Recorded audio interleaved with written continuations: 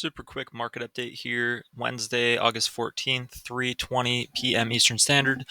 We had CPI come out earlier today, and inflation continues to fall. So falling below 3%, first time since 2021, according to this headline. Year over year was a 2.9% increase versus 3% that was expected.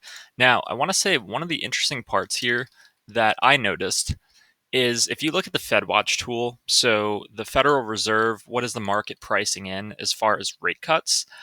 You'll actually notice that a 50 basis point cut was at 53% probability as of yesterday. So people were pricing in two Fed rate cuts in the September meeting, and now it's down to 37.5%. So even though the inflation number came in even cooler than expected, I think the market was really expecting a lot cooler of a report because now we're starting to see this data pull back and say, hey, you know what? The Fed's probably only going to do one rate cut instead of two.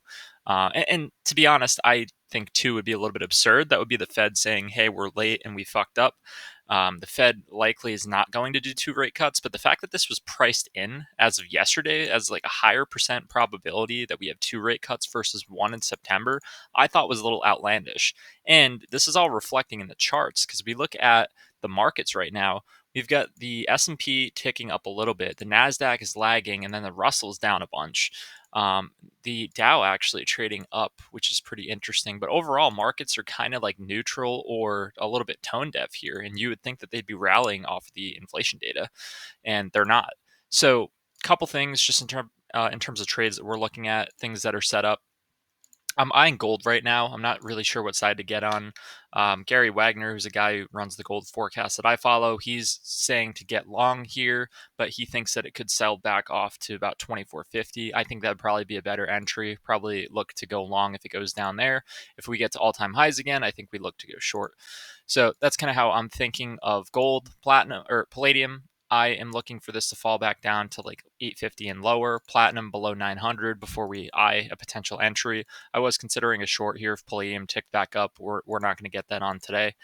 Other things that I'm seeing, oats was good to stay out of. Dollar index fell exactly as we predicted from that head and shoulder pattern, so that's a trade we missed. Crude oil, I took an exit. I moved my stop up and we took a $4,500 profit on crude, and it is currently ticking lower. So we'll look to eye a reentry if we get back down to the 78% Fibonacci at around $75. I would look to reenter around there. And gasoline doing even worse. So tough day for anybody on the energies right now. Bitcoin ticking down a little bit. Foreign exchange, we're in on Canadian dollar. We still haven't got that fill to make this a full size position yet. I might end up just canceling that. It seems like we're kind of just staying in this consolidated range, slowly ticking up. So we're in a pretty nice profit there on Canadian dollar.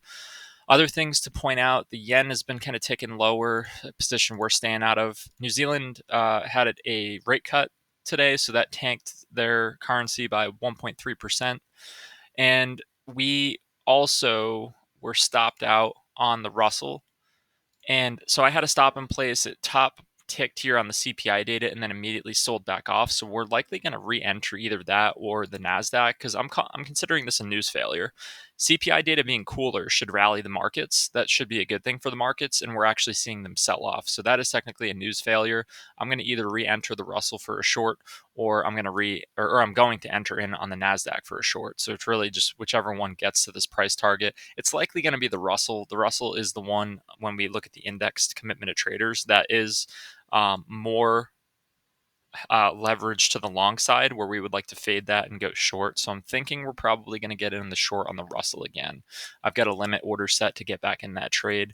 And then the other position, we were stopped out of cotton. So that overall was probably just a bad trade to get into. Not going to sweat it too much. It looked like it was a news failure where it closed up pretty substantially. Yesterday, after that agriculture data was relatively bearish, but then we had this large red candle immediately before the close, which is never something you want to see if the asset is actually going to trade higher.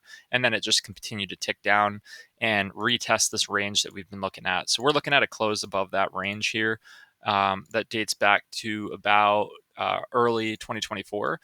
You'll see that we closed above it, but then we have not been able to confirm above it with these two red candles on the daily. So that's a position we're stopped out of. Cotton's still very much considered for a long position, but we're just not there yet. The setup's just not there to re-enter. that I think is all we're looking at. So we, again, stopped out on the Russell, but looking to re-enter. We are stopped out of cotton for a loss of $1,000.